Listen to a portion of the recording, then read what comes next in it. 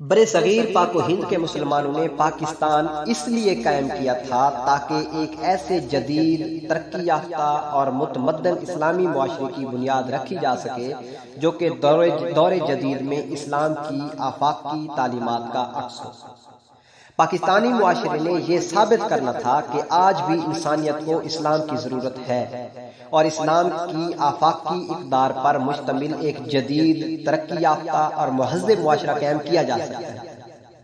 اسی خواہش کو علامہ محمد اقبال نے فکر اسلامی کی تشکیل جدید کے پیرائے میں بیان کیا تھا۔ قیام پاکستان کے فوراً بعد قائد اعظم رحمۃ اللہ علیہ نے اور ان کے رفقا نے ایک ایسے پاکستان کے لیے جدوجہد شروع کر دی جو جمہوری، اسلامی اور ترقی یافتہ ہو۔ ان کا خیال تھا کہ اس پاکستان میں پازیٹیوزم اور کامن لا پر مبنی قانونی نظام قرآن و سنت کے محتاط ہو اور اس طرح ایک جدید ریاست میں اجتہاد کے ذریعے ایسا ترقی یافتہ قانونی نظام قائم کیا جائے جو جدید اسلامی قانون کا پرتو اور اس کی مدد سے مملکت خداداد میں ایک ایسا معاشرہ قائم ہو جس میں امن، سکون، سلامتی، اقتصادی ترقی اور معاشرتی ہم آہنگی کے اصول اسلامی اصولوں کا رواج ہو، جبکہ غیر مسلموں اور معاشرے کے کمزور طبقوں کے حقوق کا مکمل تحفظ ہو۔ مزید یہ کہ علاقائی ثقافتوں اور زبانوں کو اسلامی اصولوں کی روشنی میں ایک مرکزی پاکستانی اسلامی تہذیب کا حصہ بنایا جائے۔ قیام پاکستان کے ابتدائی سالوں میں اگرچہ پاکستان کو کئی چیلنجز درپیش ہوئے، جیسا کہ تقسیم پرامن ہونے کی بجائے خون ریزی ہو گئی، پاکستان کے کئی علاقے ہندوستان کے حوالے کر دیے گئے، کشمیر پر ہندوستان نے قبضہ کر لیا، پاکستان کو اس کے اقتصادی اور ماحولیاتی اور مالیاتی حقوق سے محروم کر دیا گیا، لیکن بانیان پاکستان کی مسلسل جدوجہد اور تحریک پاکستان کے کارکنوں کی لازوال قربانیوں کے نتیجے میں پاکستان نے اپنے مسائل حل کرنا شروع کر دیے اور وہ دن بدن مضبوط اور مستحکم ہوتا چلا گیا۔ پاکستان کے پہلے وزیر اعظم نواب زادہ لیاقت علی خان نے 12 مارچ 1949 کو پاکستان کی پہلی دستور ساز اسمبلی میں قرارداد مقاصد پیش کی۔ یہ قرارداد مقاصد اب دستور پاکستان کا باقاعدہ حصہ ہے اور اس میں طے کر دیا گیا ہے کہ پاکستان میں اقتدار اعلیٰ کا مالک اللہ تعالیٰ ہے اور ریاست پاکستان اللہ تعالیٰ کی طرف سے تفویض کردہ اور اس اختیار کو اللہ تعالیٰ کی طرف سے طے کردہ حدود کے اندر ہی استعمال کرنے کی پابند ہوگی۔ قرارداد مقاصد میں دستور پاکستان کے لیے ایک فریم ورک بھی فراہم کر دیا گیا اور طے کر دیا گیا کہ جمہوریت، آزادی رائے، مساوات، برداشت اور سماجی انصاف جیسے وہ اصول جو اسلام نے دیے ہیں وہ اس دستور کی بنیاد ہوں گے تاکہ پاکستان کے مسلمان قرآن و سنت کے اصولوں کے مطابق انفرادی اور اجتماعی زندگی بسر کر سکیں۔ قرارداد مقاصد میں مسلمانوں اور غیر مسلموں کے بنیادی حقوق کے تحفظ کی ضمانت دی گئی اور طے کر دیا گیا کہ پاکستان کے تمام شہریوں کا رتبہ برابر ہوگا اور سب کے لیے آگے بڑھنے کے یکساں مواقع ہوں گے۔ معاشرتی، معاشی اور سیاسی جدوجہد کے یکساں مواقع ہوں گے اور قانون کی نظر میں سب برابر ہوں گے، جبکہ اظہار رائے کی آزادی ہوگی، ایمان، عقیدے اور عبادات پر کسی قسم کی کوئی قدغن نہیں ہوگی، لیکن یہ شرط رکھی گئی کہ کچھ قانونی دائرے کے اندر اور عمومی اخلاقی قواعد کے مطابق ہوگا۔ قرارداد مقاصد میں طے کر دیا کہ ریاست پاکستان اور اس کے باشندوں نے ایسی جدوجہد کرنی ہے جس کے نتیجے میں پاکستان نہ صرف ترقی کرے بلکہ قوموں کی برادری میں ایک قابل احترام ملک کی حیثیت کا جائز مقام حاصل کرے تاکہ بین الاقوامی امن و ترقی اور انسانی خوشیوں کے حصول میں یہ اسلامی ریاست اپنا حصہ ڈال سکے۔ اسلامی جمہوریہ پاکستان کی کامیابیوں کے متعلق اب ہم کچھ کہتے ہیں کہ موجودہ دنیا میں پاکستان وہ ملک ہے جہاں اسلامی اصولوں کے مطابق سب سے زیادہ قانون سازی ہوئی ہے۔ اس کی ایک مثال پاکستان کا 1973 کا آئین ہے جس کا ابتدائیہ قرارداد مقاصد پر مشتمل ہے۔ جو ہم نے پہلے قرارداد مقاصد کے بارے میں بات کی ہے اس کا ابتدائیہ تو قرارداد مقاصد پر مشتمل ہے۔ اس کے علاوہ اس آئین میں اسلامی شقوں کو باقاعدہ دستور کا حصہ بنایا گیا ہے۔ اس بات پر خصوصی توجہ دی گئی ہے کہ پاکستان کا کوئی قانون غیر اسلامی نہیں ہوگا اور موجودہ قوانین کو بھی اسلامی اصولوں کے تابع کیا جائے گا۔ اس بات کو یقینی بنانے کے لیے وفاقی شرعی اور عدالت اسلامی نظریاتی کونسل اور ادارہ تحقیقات اسلامی کے قیام پر خصوصی توجہ دی گئی۔ پاکستان کی کامیابی اور شاندار مستقبل کا ضامن اور اس کا یہی متفقہ دستور ہے۔ یہ دستور اسلامی بھی ہے اور جدید بھی، اور پاکستان کے تمام طبقات کی نمائندگی بھی کرتا ہے۔ 1973 کا دستور اسلامی جمہوریہ پاکستان کے مستقبل کا لائحہ عمل ہے۔ ہم کہہ سکتے ہیں پاکستان کے بعض دشمن عناصر معصوم نوجوانوں کو اس نعرے سے گمراہ کرتے ہیں کہ پاکستان میں طاغوتی نظام رہ جائے اور حکومت کا ڈھانچہ اسلامی قانون کے مطابق نہیں ہے۔ یہ گمراہ کن فکر حقائق سے مطابقت نہیں رکھتے۔ قرارداد مقاصد کا ذکر ہو چکا ہے جو کہ پاکستان کی اسلامی اور جمہوری شناخت کی بنیاد ہے۔ صرف یہی نہیں بلکہ پاکستان کے 1965 اور 1962 اور 1956 کے دساتیر میں اسلامی جمہوریہ قرارداد دیا گیا اور طے کر دیا گیا کہ پاکستان میں قرآن و سنت سے متصادم کوئی قانون نہیں بنے گا۔ پاکستانی قوانین کی قرآن و سنت سے مطابقت کو یقینی بنانے کے لیے اسلامی نظریاتی کونسل 1962 کے دستور کی روح سے قائم کی گئی۔ 1997 میں اسلامی نظریاتی کونسل نے حکومت پاکستان کو اپنی فائنل رپورٹ جمع کروائی تھی۔ اس رپورٹ کے مطابق پاکستان کے 95% قوانین میں قرآن و سنت سے متصادم کوئی چیز نہیں تھی، جبکہ باقی قوانین کو قرآن و سنت کے مطابق ڈھالنے کے لیے کونسل نے متعدد سفارشات دی ہیں۔ کونسل کی رپورٹ کے مطابق قوانین کا 95% اسلامی تعلیمات کے مطابق ہے۔ اس لیے اس بنا پر پاکستانی قوانین کو غیر اسلامی قرار دینا نہ صرف صریح گمراہی ہے بلکہ یہ پاکستان کے دستور سے لا علمی کی دلیل بھی ہے۔ پاکستان کی بہت ساری کامیابیوں کے باوجود پاکستان کو ابھی وہ ہدف حاصل کرنا ہے جس کا تعین قرارداد مقاصد میں کیا گیا تھا۔ اس ہدف کو حاصل کرنے میں اس وقت بعض چیلنجز درپیش ہیں۔ ان چیلنجز کے بارے میں بات کرتے ہیں کہ پہلا چیلنج جو ہمیں ہے کہ اسلامی ریاست کے خلاف جنگ چھڑی ہوئی ہے۔ قرآن و سنت کی تعلیمات اور خلفائے راشدین کا تعامل یہ بتاتا ہے کہ جو کوئی فرد یا گروہ اسلامی ریاست کے خلاف فتنہ انگیزی کرے، اسلحہ اٹھائے، مسلح جہاد کرے، جد و جہد کرے یا ریاستی اقتدار اعلیٰ کو تسلیم کرنے سے انکار کرے تو وہ باغی ہے، وہ حرابہ کے جرم کا ارتکاب کر رہا ہے اور محارب تصور ہوگا۔ ایسی جنگ نہ صرف اسلامی ریاست کے خلاف ہے بلکہ یہ جنگ اللہ اور اس رسول صلی اللہ علیہ وسلم کے بھی خلاف ہے۔ ریاست مخالف قوتوں نے رسول اللہ صلی اللہ علیہ وسلم کی وفات کے فوراً بعد اسلامی ریاست کے خلاف بغاوت کی تھی، جس کو خلیفہ اول حضرت ابو بکر صدیق کے عہدے خلافت میں کامیابی سے ختم کیا گیا۔ خلیفہ چہارم حضرت علی کرم اللہ وجہہ کے دور خلافت میں بعض انتہا پسند مذہبی عناصر نے حضرت علی رضی اللہ تعالیٰ عنہ کی سیاسی حکمت عملی کو کفر اور اس حکمت عملی کو قبول کرنے والوں کو کافر قرار دے کر واجب القتل قرار دیا۔ اس قسم کے باغیوں کے لیے خوارج کی اصطلاح وضع کی گئی تھی۔ خوارج معصوم مسلمانوں کو کافر قرار دے کر قتل کرتے تھے، حتیٰ کہ حضرت علی کرم اللہ وجہہ انہی عناصر کے ہاتھوں شہید ہوئے۔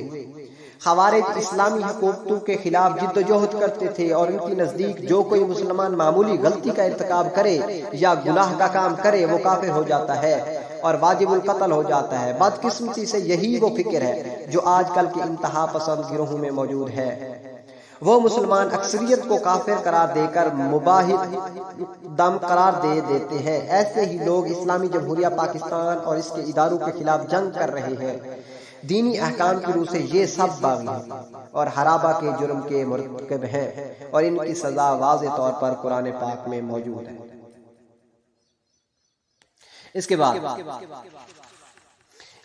بارے میں قرآن مجید کی سورۃ المائدہ میں آیا ہے کہ جو لوگ خدا اور اس کے رسول سے لڑائی کریں اور ملک میں فساد کی کوشش کریں، ان کی یہی سزا ہے کہ قتل کر دیے جائے یا سولی چڑھا دی جائے یا ان کے ایک ایک طرف کے ہاتھ اور ایک ایک طرف کے پاؤں کاٹ دیے جائیں یا ملک سے نکال دیے جائیں۔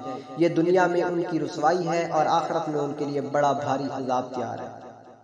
اس لیے اس آیت کو مد نظر رکھتے ہوئے اس لیے تمام مسلمانوں پر بالعموم ریاست اور پاکستان کے باشندوں پر بالخصوص یہ ذمہ داری عائد ہوتی ہے کہ وہ ریاست پاکستان کے خلاف اسلحہ اٹھانے والوں کے خلاف ذمے دامے درمے اور داری عائد ہوتی ہے کہ وہ سخن جہاد کریں، جد و جہد کریں۔ مسلمان فقہا کا کہنا ہے کہ حرابہ سے متعلق آیات جن سنگین جرائم پر لاگو ہوتی ہے ان میں پرامن اور غیر مسلم لوگوں کے خلاف دہشت گردی بھی شامل ہے۔ ان کی رائے میں اگر کوئی طاقت و گروہ کسی علاقے میں اپنی عمل داری قائم کر کے حکومتی قوانین اور رٹ کو ماننے سے انکار کر دے تو یہ بھی بغاوت ہے، اور اس طرح اگر کوئی گروہ قانونی حکومت کو ماننے سے انکار کر دے تو یہ بھی بغاوت ہے۔ اسلامی مصادر میں ریاست کے خلاف مذہب کے نام پر اسلحہ اٹھانے والوں کے افعال کو واضح طور پر غیر شرعی قرار دیا گیا ہے، اور اس کا سدباب کرنے کے لیے تمام ضروری اقدامات کرنے کی تائید بھی کی گئی ہے۔ مسلم حکمرانوں کی اطاعت کا حکم خود قرآن پاک میں شامل ہے، اور یہ ہے کہ اگر ان سے کوئی تنازع ہو جائے تو اس کو قرآن سنت کی روشنی میں حل کرنے کی کاوش کی جائے۔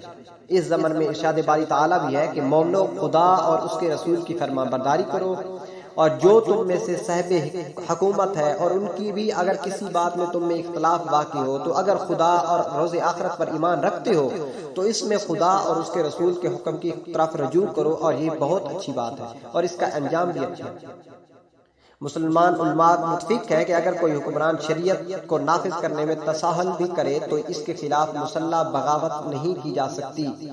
اسلامی ریاست میں بغی کی اصطلاح ریاست کے خلاف مسلح بغاوت کرنے والوں کے خلاف استعمال ہوتی ہے۔ یہ اصطلاح میثاق مدینہ میں بھی استعمال ہوئی ہے۔ اس زمن میں ارشاد باری بھی تعالیٰ ہے کہ سورہ حجرات میں اس کا ذکر ہے کہ اگر مومنوں میں سے کوئی دو فریق آپس میں لڑ پڑے تو ان میں صلح کرا دو، اگر ایک فریق دوسرے فریق پر زیادتی کرے تو زیادتی کرنے والے سے لڑو یہاں تک کہ وہ خدا کے حکم کی طرف رجوع کر لے، پس جب وہ رجوع کر لے تو فریقین میں مساوات کے ساتھ صلح کرا دو اور انصاف سے کام لو کہ خدا انصاف کرنے والوں کو پسند کرتا ہے۔ مومن تو آپس میں بھائی تو اپنے دو بھائیوں میں صلح کرا دیا کرو اور خدا سے ڈرتے رہو تاکہ تم پر رحمت کی جائے۔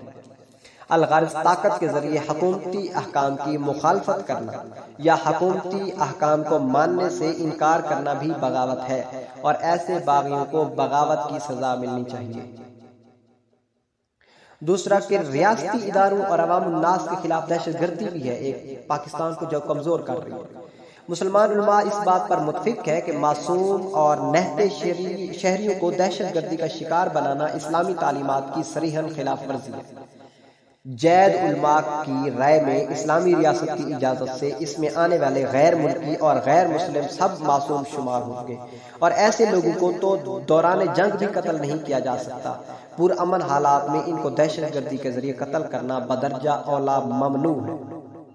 رسول اللہ صلی اللہ علیہ وسلم نے ایک جنگ میں ایک مقتول عورت کو دیکھا تو آپ صلی اللہ علیہ وسلم نے فرمایا اس کو قتل نہیں کیا جانا چاہیے تھا۔ اس کے بعد آپ صلی اللہ علیہ وسلم نے ایک آدمی کو بلایا اور ان سے کہا کہ خالد بن ولید کو کہو کہ کوئی عورت اور غیر محارب قتل نہیں کیا جائے گا۔ آپ صلی اللہ علیہ وسلم کی وفات کے بعد حضرت ابو بکر صدیق جب خلیفہ بنے تو آپ رضی اللہ تعالیٰ عنہ نے مسلح افواج کو شام روانہ کرتے ہوئے ہدایات دی کہ تمہیں ایسے لوگ ملیں گے جو دنیا سے کنارہ کشی اختیار کر چکے ہوں گے، جو یہ یقین رکھتے ہوں گے کہ وہ اللہ کے لیے ہیں، ان کو ان کے حال پر چھوڑ دینا، کسی عورت بچے اور بوڑھے شخص کو نہ مارنا، کسی پھلدار درخت کو نہ کاٹنا، کسی آبادی والے علاقے کو تباہ نہ کرنا، کسی جانور یا اونٹ کو اس وقت تک زخمی نہ کرنا جب تک کہ آپ کو خوراک کے لیے اس کی ضرورت نہ ہو، کھجور کے درختوں کو نہ جلانا، زیادتی نہ کرنا اور کسی صورت میں ظلم کا ارتکاب نہ کرنا۔ یہ حضرت ابو بکر صدیق رضی اللہ تعالیٰ نے جب شام کی طرف لشکر روانہ کیا تو یہ ہدایات دی۔ موجودہ دور میں کیا ہوتا ہے کہ موجودہ دور میں اپنے مخالف افراد بلکہ معصوم افراد تک کو قتل کرنے کے لیے خودکش حملوں کے واقعات ہو رہے ہیں۔ اسلام کی روح سے ایسے واقعات دوہرے سنگین جرائم پر مبنی ہیں۔ خودکشی، معصوم لوگوں کا قتل، خودکشی اسلام میں حرام ہے۔ ارشاد باری تعالیٰ ہے کہ اور آپ اپنے آپ کو ہلاکت میں نہ ڈالو اور نیکی کرو، بے شک اللہ تعالیٰ نیکی کرنے والوں کو دوست رکھتا ہے۔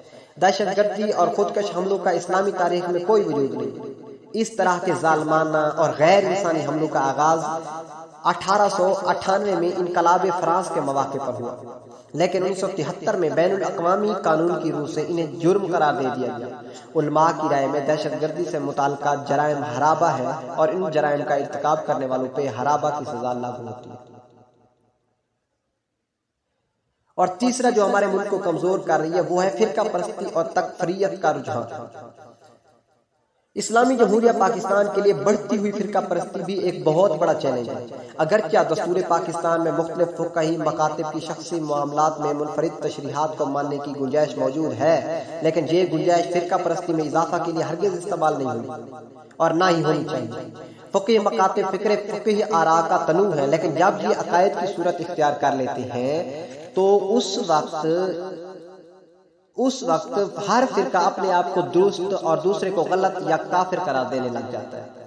یہ رویہ نفرت انگیزی اور شر پسندی کی طرف لے جاتا ہے۔ اس قسم کے رویے کی روک تھام کے لیے ضروری ہے کہ ریاست اپنا حق استعمال کرتے ہوئے ہر اس شخص، گروہ یا ادارے کو قانون کی گرفت میں لائے جو اسلامی اصولوں کی خلاف ورزی کرتے ہوئے نفرت انگیزی کا سبب بنتا ہے اور معاشرے کی وحدت کو نقصان پہنچاتا ہے۔ اسی طرح مخالف مسلک کے خلاف نفرت انگیزی اور مسلکی عقائد کی ترویج و تشریح کی خاطر خطبہ جمعہ کو استعمال کرنے کا رجحان بھی اسلامی معاشرے میں مسلکی تقسیم اور تفریق در تفریق کا سبب ہے، جس کا سدباب وقت کی اہم ترین ضرورت ہے۔ ایسا انتظام کرنے کی ضرورت ہے کہ خطبات جمعہ فرقہ پرستی کی بجائے اصلاحی معاشرہ اور انسانی اقدار کی ترویج کا بحث کریں، اور ان میں قومی وحدت، معاشرتی ہم آہنگی اور حب الوطنی جیسے موضوعات بھی شامل کیے جائیں۔ ایسے موضوعات بھی خطبہ جمعہ کا حصہ ہوں جن سے معاشرے میں نفرت اور شدت پسندی ختم ہو، لوگ ایک دوسرے کے قریب آئیں، خاندان کا ادارہ مضبوط ہو، نیز اسلامی اخوت اور بھائی چارے کی فضا پیدا ہو، جس کے ذریعے پاکستان کے باشندے نیکی اور تقوی کے کاموں پر تعاون جیسی خصوصیات سے مزین ہو سکیں۔ مزید برآں میں آپ کو بتاتا ہوں کہ مسلک کی بنیاد پر علوم دینیہ کی تدریس اور مسلک کی بنیاد پر مساجد کی تقسیم سے بھی معاشرے میں انتشار پیدا ہو رہا ہے۔ مسالک اور گروہ بندی کی بنیاد پر سرکاری تعلیمی اداروں پر غلبہ حاصل کرنے کی کوشش بھی کی جا رہی ہے، اور اس مقصد کو حاصل کرنے کے لیے پرتشدد کارروائیاں بھی کی جاتی ہیں، اور اس کی کئی مثالیں ہماری درسگاہوں میں پائی جاتی ہیں۔ یہ سب کچھ پاکستانی اسلامی معاشرے میں انتشار کا سبب ہے۔ اس لیے اس بڑھتی ہوئی فرقہ پرستی کو علماء کرام کی مدد سے روکنے کی اشد ضرورت ہے۔ نیز علماء کرام کو ایسا ماحول بنانے میں اپنا کردار ادا کرنا چاہیے جس میں لوگ فرقہ اور مسلک کی گروہ بندیوں سے آزاد ہو کر کسی بھی مسجد اور مدرسے میں دینی واجبات کی ادائیگی کر سکیں اور دینی تعلیمات حاصل کر سکیں۔ قرآن پاک میں اس کے متعلق واضح ارشاد ہے کہ جن لوگوں نے اپنے دین میں پھوٹ ڈالی اور گروہ بن گئے، آپ صلی اللہ علیہ وسلم ان سے کوئی تعلق نہیں۔ اس طرح مسلمانوں کو ہدایت کی گئی کہ فرقہ پرستی مشرکوں کی روایت ہے، یہ مسلمانوں میں نہیں ہونی چاہیے۔ اس زمن میں ارشاد باری تعالیٰ ہے کہ مومنو اسی خدا کی طرف رجوع کیے رہو اور اس سے ڈرتے رہو اور نماز پڑھتے رہو، اور مشرکوں میں نہ ہونا اور نہ ان لوگوں میں ہونا جنہوں نے اپنے دین کو ٹکڑے ٹکڑے کر دیا اور خود فرقے ہو گئے۔ سب فراق اس سے خوش ہیں جو ان کے پاس ہے۔ اللہ تعالیٰ نے قرآن پاک اور سیرت رسول اللہ صلی اللہ علیہ وسلم کی صورت میں مسلمانوں پر اپنی رہنمائی مکمل کر دی ہے۔ اب ان کے درمیان فرقہ پرستی اور اختلاف کی کوئی گنجائش نہیں، جیسا کہ ارشاد باری تعالیٰ ہے، اور ان لوگوں کی طرح نہ ہونا جو متفرق ہو گئے اور واضح احکام کے آنے کے بعد ایک دوسرے سے اختلاف کرنے لگے۔ یہ وہ لوگ ہیں جن کو قیامت کے دن بڑا عذاب ہوگا اور ہونے والا ہے۔ اور چوتھا جو مین پوائنٹ ہے کہ آج کل معاشرے میں جہاد کی غلط تشریح کی جاتی ہے۔ دہشت گرد جہاد اور روایتی جنگجو کے میں فرق نہیں کرتے۔ دہشت گرد جو ہے جہاد اور روایتی جنگجو میں فرق ہی نہیں کرتے۔ جہاد کا مفہوم اپنے اندر بہت وسعت رکھتا ہے، بہت کھلا پن ہے اس کے اندر، اور ایک مسلمان کی شخصی زندگی سے لے کر سماجی زندگی کے تمام دائرے اس میں شامل ہے، اور معاشرے میں یہ عمل ہر مرحلہ پر رواں دواں رہتا ہے، جس کی ایک شکل قتال ہے جو مخصوص حالات میں مسلمانوں کے نظام یعنی ریاست کی ذمہ داری ہوتی ہے، جبکہ قرآن پاک نے روایتی جنگجو کے لیے حرب کی اصطلاح استعمال کی ہے۔ رسول اللہ صلی اللہ علیہ وسلم کی سیرت طیبہ سے یہ سبق ملتا ہے کہ قتال ایک تنائی صورتحال ہے، جبکہ عمومی صورت امن و صلح کی ہے۔ فقہاء کی رائے میں قتال عام حالات میں فرض عین نہیں بلکہ فرض کفایہ ہے، اس وجہ سے ضروری ہے کہ قتال کی کمان حکومت کے ہاتھ میں ہو۔ میثاق مدینہ کی روح سے بھی جنگ کا اختیار رسول اللہ صلی اللہ علیہ وسلم کے ہاتھ میں ہی تھا۔ ارشاد باری تعالیٰ ہے کہ اور اگر یہ لوگ صلح کی طرف میل ہوں تو تم بھی اس کی طرف میل ہو جاؤ، اور خدا پر بھروسہ رکھو، کچھ شک نہیں کہ وہ سب کچھ سنتا اور جانتا ہے۔ اسی بنا پر مسلمان فقہا نے ہر قسم کی جنگ کو جائز قرار نہیں دیا اور اسلامی قانون کی روح سے طاقت حاصل کرنے کی جنگ، جیسا کہ آج کل دہشت گرد گروپ کر رہے ہیں، کسی بھی صورت میں درست نہیں ہے، چاہے اس کے لیے دینی دلائل کا خود ساختہ سہارا ہی کیوں نہ لیا جائے۔ جو پانچواں ہے جو ہمیں کمزور کر رہا ہے وہ یہ ہے کہ امر بالمعروف کے عنوان سے قانون اپنے ہاتھ میں لینے کا رجحان بڑھ رہا ہے۔ بعض شدت پسند گروپ امر بالمعروف و نہی عن المنکر کے نام پر معاشرے میں اپنی سیاسی اغراض کے ذریعے طاقت حاصل کرتے ہیں۔ اس موقع پر وَتَعَاوَنُوا عَلَى الْبِرِّ وَالتَّقْوَىٰ کے اسلامی حکم کو نظر انداز کر دیا جاتا ہے۔ اس میں کوئی شک نہیں کہ اسلامی معاشرتی تعلیم میں اہل حل و عقد کے ذریعے نہی عن المنکر لازمی ہے، لیکن اس کا یہ مطلب نہیں کہ کچھ گروپ امر بالمعروف و نہی عن المنکر کے نام پر قانون کو ہاتھ میں لے کر دوسروں کو کافر قرار دیتے ہوئے ان کا عرصہ حیات تنگ کر دے۔ اسی طرح کسی گروہ کو یہ حق حاصل نہیں کہ وہ معصوم مسلمانوں کے خلاف کفر کا فتویٰ دے کر انہیں واجب القتل قرار دے اور عام لوگوں کو اشتعال دلا کر ان سے معصوم لوگوں کا قتل کرائے اور مرضی کے خود ساختہ فیصلے لاگو کرے۔ اس قسم کے رویے ریاست میں فتنہ و فساد کا باعث بنتے ہیں۔ اسلام نے امر بالمعروف و نہی عن المنکر کا منہج طے کر دیا ہے کہ برائی کو تبدیل کرنے کے لیے قانون کے مطابق قوت کا استعمال صرف با اختیار ریاستی اداروں کا حق ہے اور کسی شخص کو اس ضمن میں قانون اپنے ہاتھ میں لینے کی اجازت نہیں ہے۔ اسلامی معاشرے میں نیکی اور بھلائی کے کاموں میں تعاون کے لیے رسول اللہ صلی اللہ علیہ وسلم کے دور میں قائم کیے جانے والے مواخات و معاملات جیسے اداروں کے احیاء اور تشکیل نو کی ضرورت ہے۔ الغرض اس زمن میں اسلامی تعلیمات واضح ہے کہ طاقت کے نظریے کی بنیاد پر سیاسی مقاصد حاصل کرنے کے لیے مذہبی نعروں کا استعمال درست نہیں ہے۔ اور جو چھٹا ہے وہ ہے قومی میثاق کو مد نظر انداز کر کے رجحان جو ہے کم ہو جائے یا بڑھ جائے۔